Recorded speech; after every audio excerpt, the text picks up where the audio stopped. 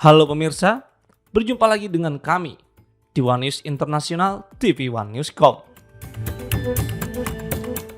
Seruan pembentukan aliansi pertahanan antar negara Islam kembali menguat setelah serangan Israel ke kompleks perumahan di Doha menewaskan 5 anggota Hamas dan seorang petugas keamanan Qatar.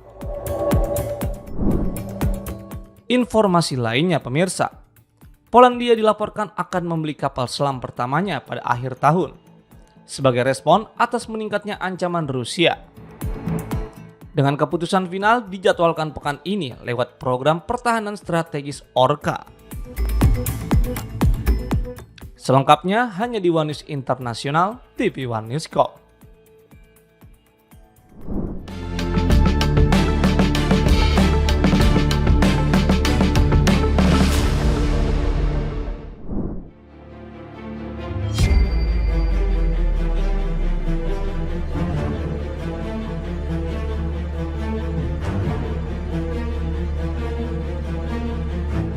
Iran dan Mesir mendorong pembentukan aliansi pertahanan yang disebut-sebut mirip NATO, namun berbasis negara-negara anggota Organisasi Kerjasama Islam atau OKI.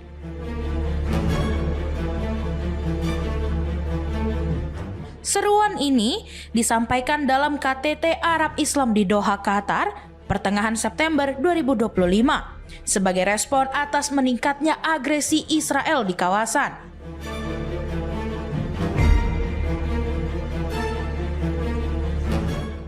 Pertanyaan yang mencuat, siapa saja yang berpotensi bergabung dan seberapa kuat kekuatan militer bila blok tersebut benar-benar terbentuk.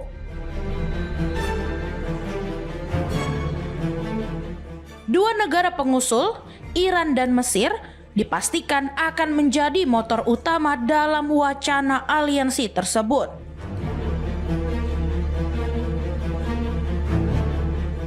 Menurut Global Firepower 2025, Iran memiliki sekitar 610.000 personel aktif dengan kekuatan rudal balistik dan drone yang diakui.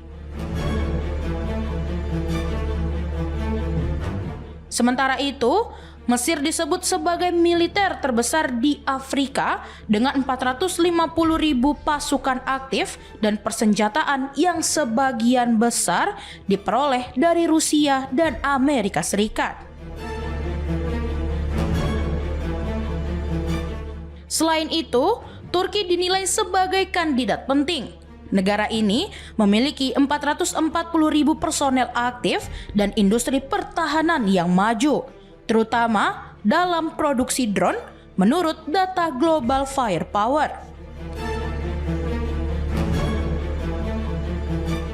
Turki juga berpengalaman dalam operasi lintas batas di Suriah dan Irak, meski saat ini masih tercatat sebagai anggota NATO. Dari kawasan Asia Selatan, Pakistan berpotensi menjadi kekuatan utama.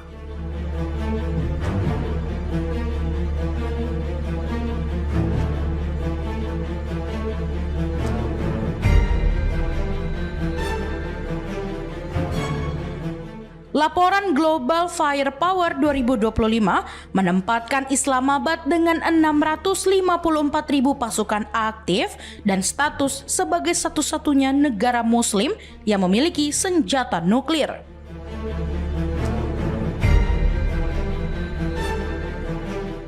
Di kawasan Teluk, Arab Saudi diperkirakan akan berperan sebagai penyandang dana. Walaupun jumlah personelnya hanya sekitar 250.000, data ISPRI 2024 mencatat anggaran pertahanan Riyadh mencapai 75 miliar dolar dan masuk 5 besar dunia.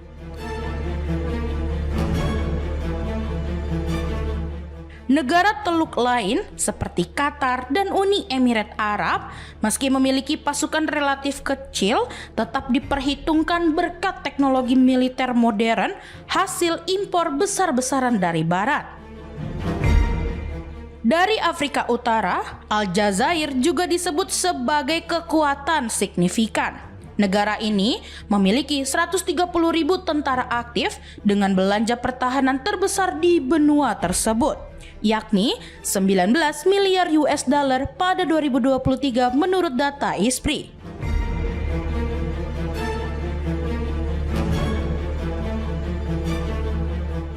Jika dikalkulasi, gabungan personel aktif dari negara-negara besar di lingkup OKI bisa melebihi 3 juta prajurit.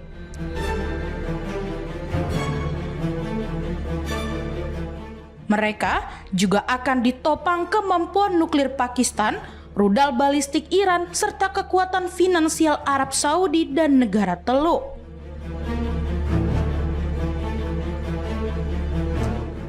Namun, sejumlah analis menilai hambatan politik dan rivalitas internal seperti hubungan tegang antara Iran dan Saudi maupun Mesir dan Turki bisa menjadi batu sandungan utama dalam membentuk blok militer sekelas NATO.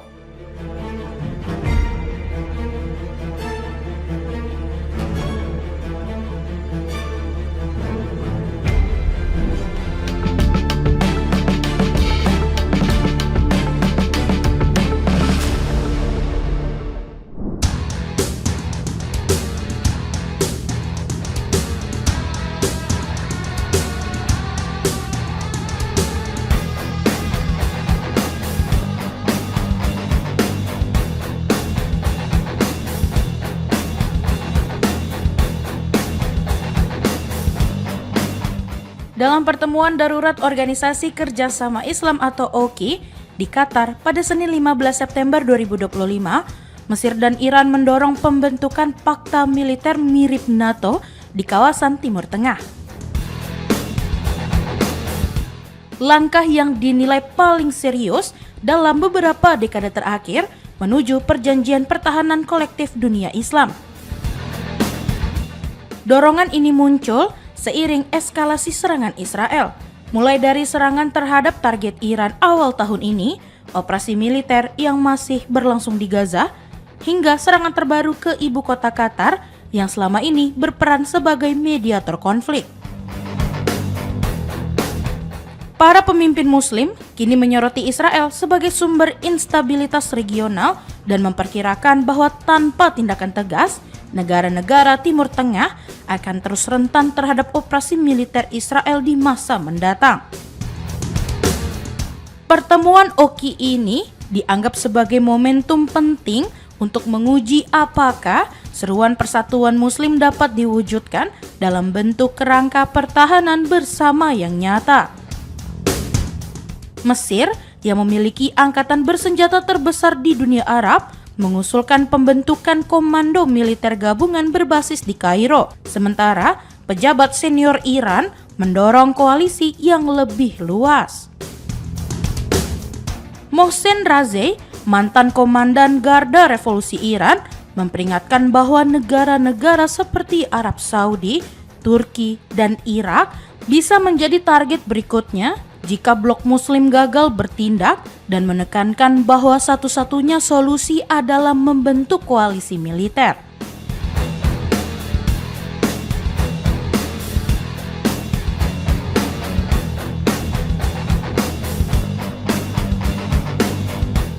Seruan serupa disampaikan ulama senior Iran, Jalal Rafazimer, yang mendesak pembentukan angkatan bersenjata Islam tunggal dengan doktrin pertahanan dan ofensif bersama.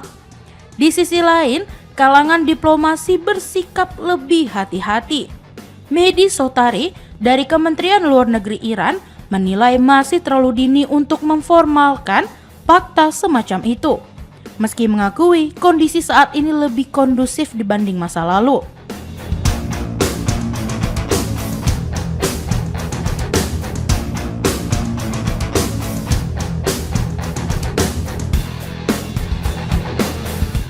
Pakistan, satu-satunya negara Muslim dengan senjata nuklir, turut mengusulkan pembentukan gugus tugas bersama untuk memantau tindakan Israel dan menyiapkan langkah pencegahan maupun ofensif secara terkoordinasi. Jika berhasil diadopsi, Fakta pertahanan Muslim bergaya NATO berpotensi mengubah peta keseimbangan kekuatan di Timur Tengah, sekaligus menguji kembali peran Amerika Serikat sebagai penjamin keamanan regional.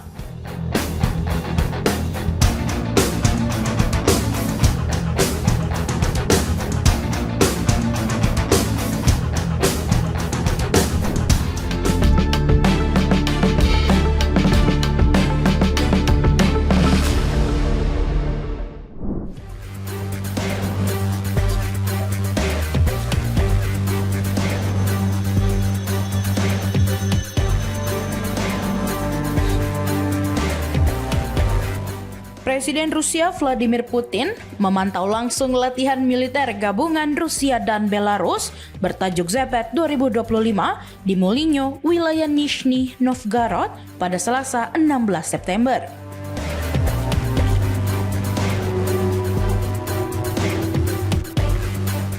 Putin hadir di lokasi dengan mengenakan seragam militer sekaligus menegaskan perannya sebagai panglima tertinggi. Ia menyatakan latihan ini bertujuan memperkuat pertahanan negara persatuan, yaitu aliansi Rusia dan Belarus dari berbagai bentuk ancaman.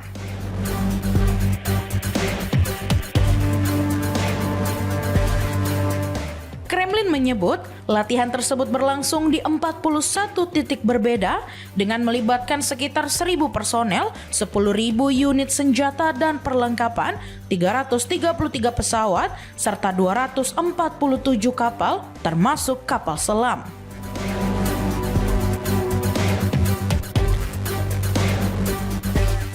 Peralatan yang digunakan diklaim telah teruji di medan tempur nyata.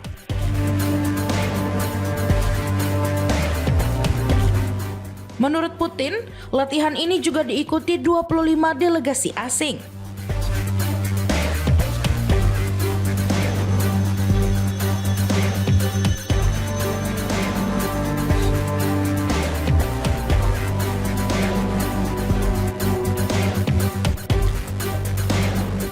Sebanyak 16 negara mengirim pengamat, sedangkan 6 negara lain menurunkan pasukan secara langsung.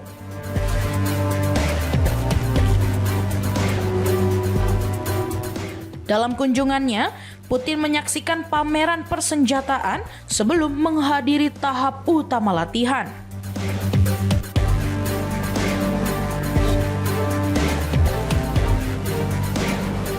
Usai agenda itu, ia bertemu dengan perwakilan korps diplomatik militer dan menyampaikan apresiasi atas partisipasi mereka.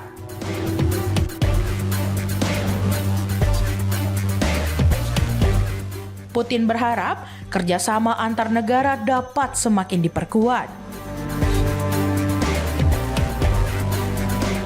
Menteri Pertahanan Rusia, Andrei Belasov menambahkan, misi latihan dijalankan bersama pasukan Rusia, Belarus, dan kontingen negara koalisi.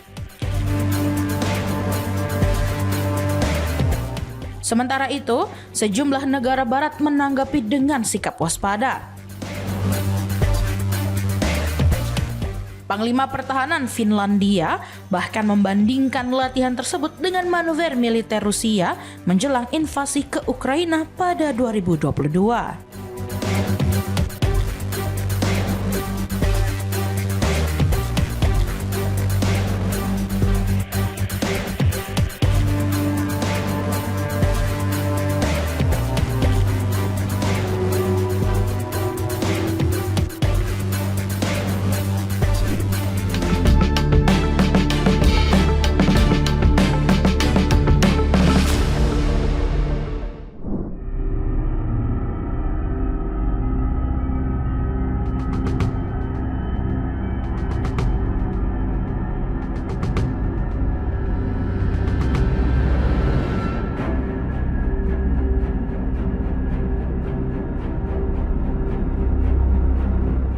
Presiden Amerika Serikat menyetujui paket bantuan senjata pertama untuk Ukraina di bawah pemerintahan Presiden Donald Trump.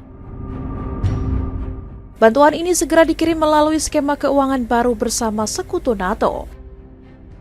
Mekanisme bernama Priority Ukraine Requirements List atau PURL memungkinkan Ukraina memperoleh senjata dari stok militer Amerika Serikat dengan pendanaan negara anggota NATO. Wakil Menteri Pertahanan Amerika Serikat Elbridge Colby menyetujui 2 pengiriman senjata masing-masing senilai $500 juta Amerika Serikat. Secara total, kerjasama transatlantik ini dapat memasok senjata hingga $10 miliar Amerika Serikat untuk Ukraina. Paket bantuan meliputi sistem pertahanan udara, roket, dan artileri yang menjadi kebutuhan mendesak menghadapi serangan drone serta rudal Rusia. Sumber menyebut aliran bantuan ini penting untuk menstabilkan garis pertahanan Ukraina. Pentagon belum merinci jenis senjata yang akan dikirim dalam tahap awal paket bantuan ini. Sejauh ini pemerintahan Trump lebih banyak menyalurkan bantuan lewat penjualan senjata atau donasi yang sebelumnya diotorisasi Presiden Joe Biden.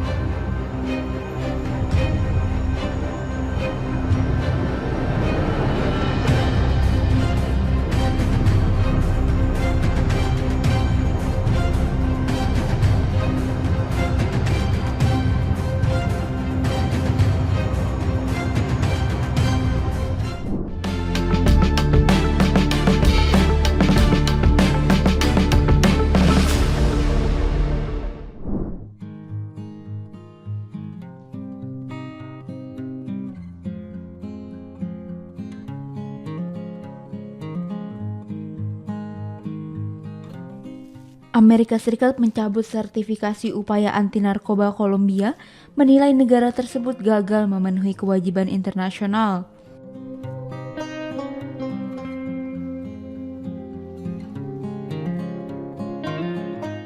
Presiden Gustavo Petro mengecam keputusan itu sebagai langkah bermotif politik dan tidak adil setelah berbagai capaian besar Kolombia. Dalam pidatonya, Petro menegaskan keputusan Amerika Serikat mengabaikan pengorbanan polisi, tentara, dan warga sipil yang gugur memerangi narkoba.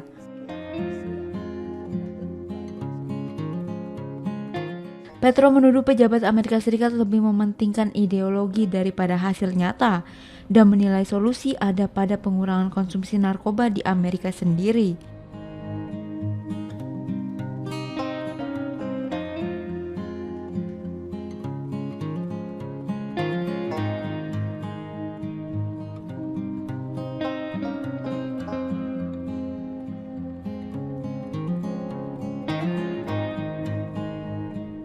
Departemen Luar Negeri Amerika Serikat juga mencantumkan Afghanistan, Bolivia, Myanmar, dan Venezuela sebagai negara yang gagal.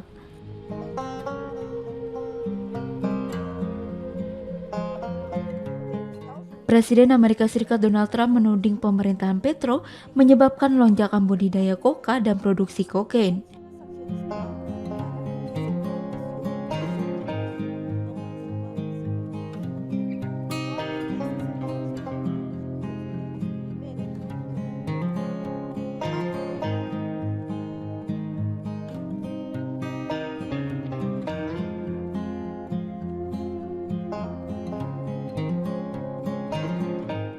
Petro juga mengecam tindakan militer Amerika Serikat, termasuk penghancuran kapal di perairan internasional yang menewaskan 3 orang dan menyebutnya sebagai pembunuhan.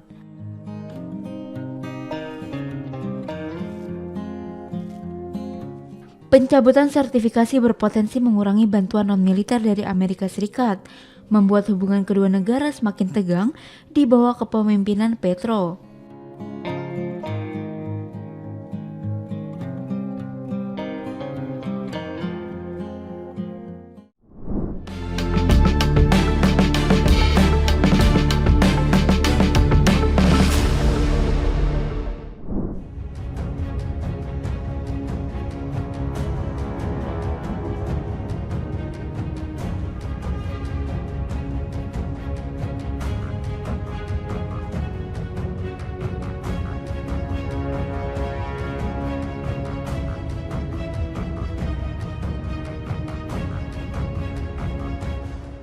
kapal penjaga pantai Cina dan Filipina dilaporkan bertabrakan di dekat Scarborough, Soal Laut Cina Selatan, Selasa 16 September.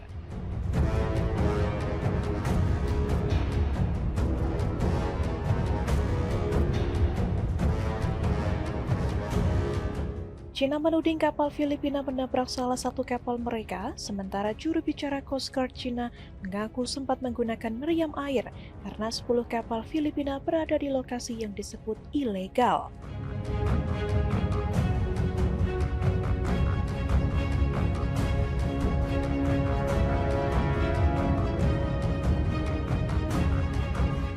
Filipina membantah dan menyebut kapal mereka justru menghadapi agresi dari 9 kapal Cina ketika hendak memasok ulang lebih dari 35 kapal penangkap ikan.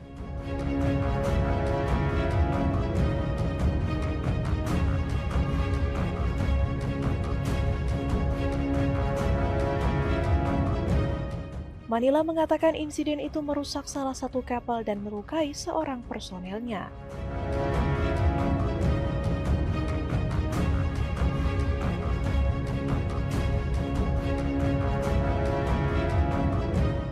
Juru bicara Dewan Maritim Filipina menyebut klaim Cina soal tindakan pengendalian terhadap kapal Filipina tidak benar.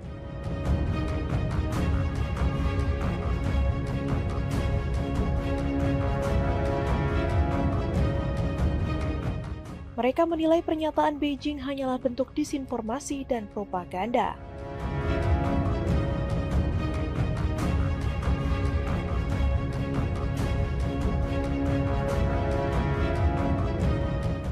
Ketegangan ini muncul kurang dari sepekan setelah Cina mengumumkan rencana mengubah atol Scarborough seluas 8.560 hektar menjadi cagar alam.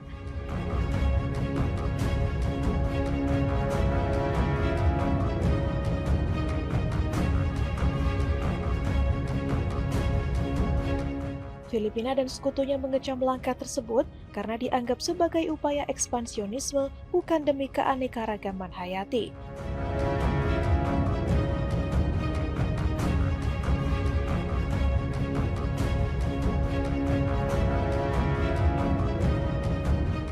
Menyusul insiden tabrakan, Filipina melayangkan protes diplomatik resmi terhadap tindakan yang mereka anggap tidak sah dan melanggar hukum, sementara Cina tetap bersikeras mengklaim hampir seluruh Laut Cina Selatan.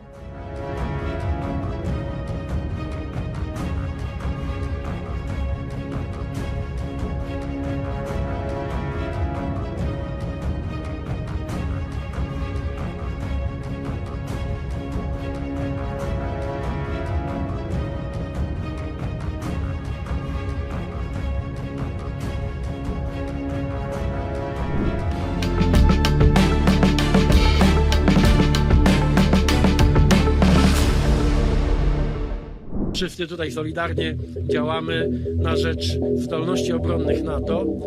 Trzeba to jeszcze raz bardzo mocno podkreślić. Te ćwiczenia, tak jak cały Pakt Północnoatlantycki. Pemerintah Polandia akan memutuskan pengadaan kapal selam pada minggu ini, yang akan mengarah pada pembelian kapal selam pertama pada akhir tahun ini.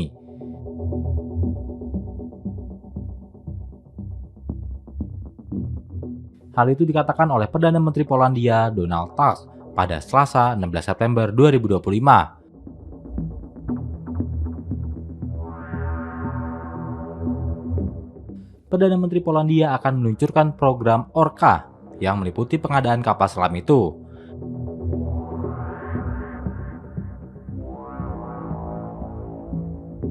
Pihaknya akan mengadopsi resolusi yang berkomitmen untuk membeli kapal selam pada akhir tahun ini.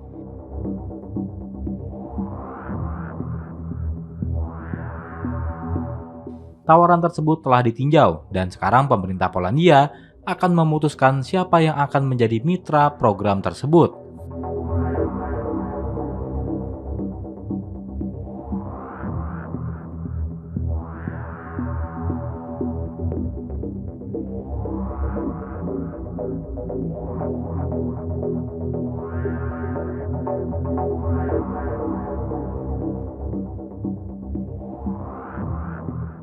Polandia bertujuan untuk memperoleh 3 kapal selam di bawah program Orca untuk meningkatkan militernya.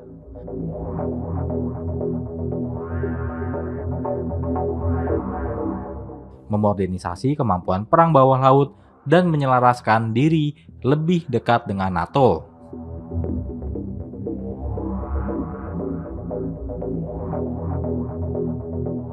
Sebagai tanggapan terhadap apa yang dilihatnya sebagai ancaman yang semakin besar dari Rusia setelah invasi Moskow ke Ukraina pada tahun 2022.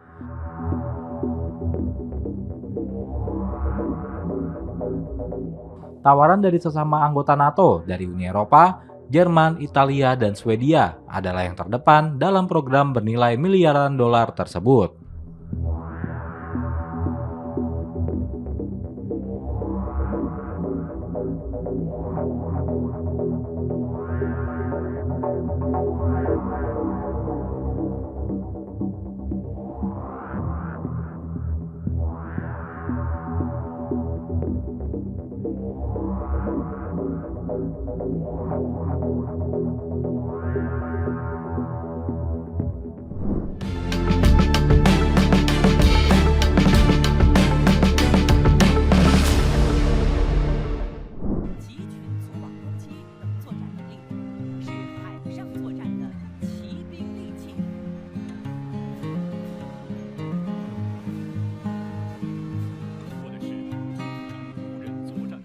Iran dilaporkan potensial membeli jet tempur J-10C Vigorous Dragon buatan Tiongkok.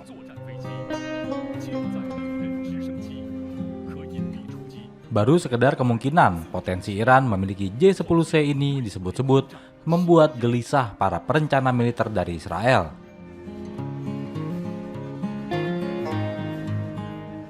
Musuh utama Teheran dalam konstelasi geopolitik di kawasan Timur Tengah.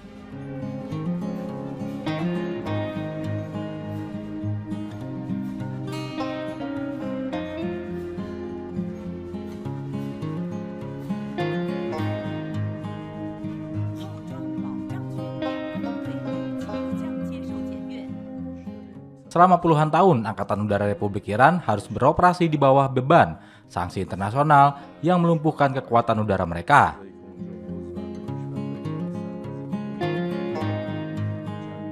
Sanksi ini menyebabkan armada udaranya didominasi oleh pesawat era Perang Dingin yang kini tidak lebih dari sekedar benda museum bersayap.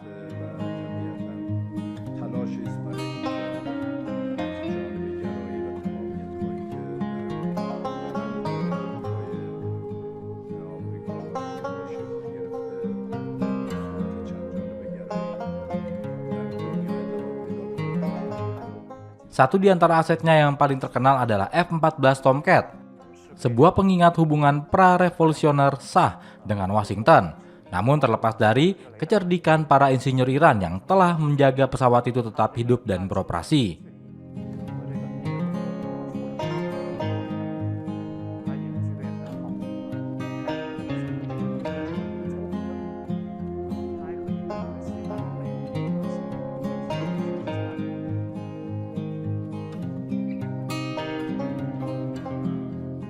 Pesawat itu tetap adalah benda terbang tahun 1970-an yang kepayahan untuk tetap relevan di era teknologi siluman dan fusi data.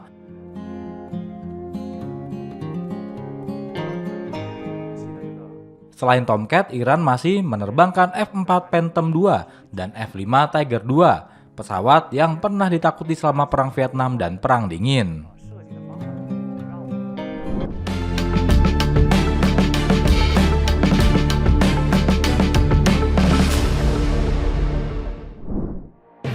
Demikian informasi yang dapat kami sampaikan pemirsa. Terima kasih telah bergabung bersama kami. Sampai jumpa di One News Internasional berikutnya. Setiap pukul 8 malam hanya di kanal YouTube TV One News.com.